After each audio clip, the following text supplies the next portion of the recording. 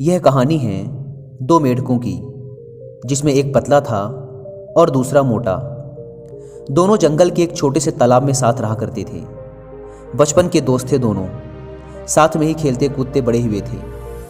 वे दोनों दिन भर तालाब में कूदते उछलते, गप्पे मारते और मस्ती किया करते थे। उन दोनों को ही तालाब के आसपास के इलाकों की नई नई जगहों में जाकर घूमना अच्छा लगता था। एक दिन ऐसे ही साथ में घूमते हुए दोनों जंगल के बाहर एक खेत में पहुंच गए। वहां उन्होंने देखा कि एक ग्वाला अपने गाय से दूध निकाल रहा था।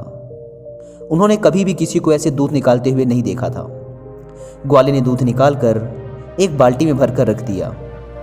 वे दोनों उस दूध को देखकर बड़े आश्चर्य में थे, क्योंकि उन्होंने आज से पहले यह कभी नहीं देखा था। उन्होंने तो जंगल में केवल तालाब का गंदा पानी ही देखा था। कुछ देर सोचने के बाद उन दोनों ने डिसाइड किया कि इस सफ़ेद पानी में तैरने का मज़ा ही कुछ और होगा। यह सोचकर उन दोनों ने एक साथ बाल्टी में छलांग लगा दी। वहाँ जाकर वो देखते हैं, अरे वाह, सफ़ेद पानी! हमने तो यह कभी देखा ही नहीं। ये क्या चीज़ होती है? दोनों को मज़े करने तो पसंद थे ही। वे दोनों वहीं मस्ती करने लग जाते हैं। वे तैर रहे होते हैं, कभी वो गोता मार रहे होते हैं, वे निकल रहे होते हैं। खूब उछल कूद करने के बाद, पूरे मज़े करने के बाद, वो जो मोटा वाला मेढक होता है वो कहता है, चल यार, अब घर जाने का टाइम आ गया, जंगल वापस चलते हैं। वो पतला मेढक भी कहता है, हाँ यार, चल वापस चलते हैं। वे दोनों बाल्टी से बाहर छलांग लगाने की कोशिश करते हैं, पर वो बाल्टी बहुत बड़ी होती है। वे छलांग लगा नहीं पाते। वो दोनों बाल्टी के किनारे जाकर बाल्टी की दीवारों से छलांग लगाने की कोशिश करते हैं, पर वो देखते हैं कि वहाँ बहुत ज़्यादा फिसलन है। वे जब भी कूदने की कोशिश करते हैं, उनके पैर फिसल जाते हैं।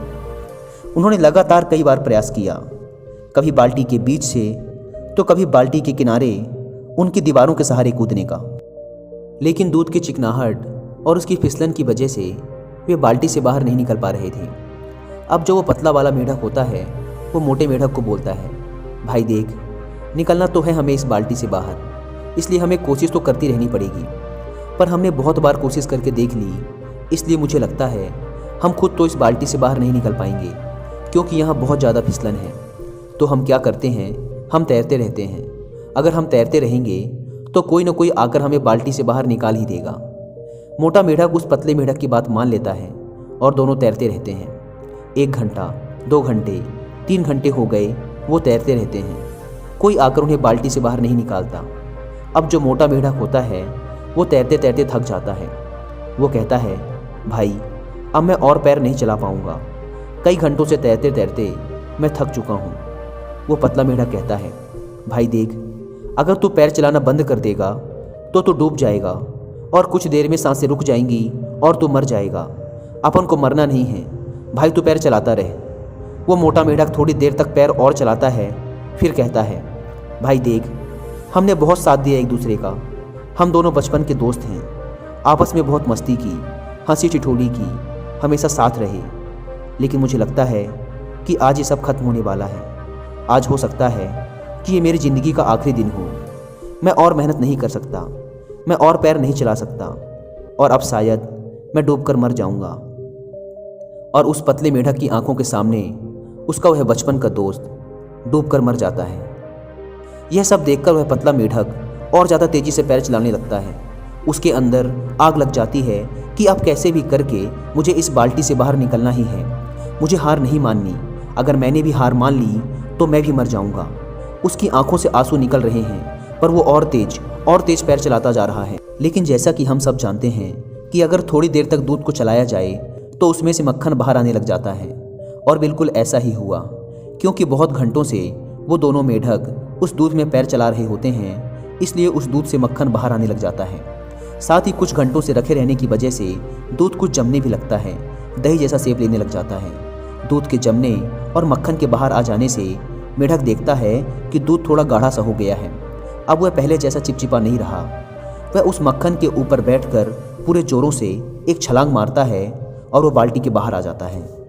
बाल्टी से बाहर आने के बाद कुछ देर तक तो उसे समझ ही नहीं आता कि आज उसके साथ क्या हुआ।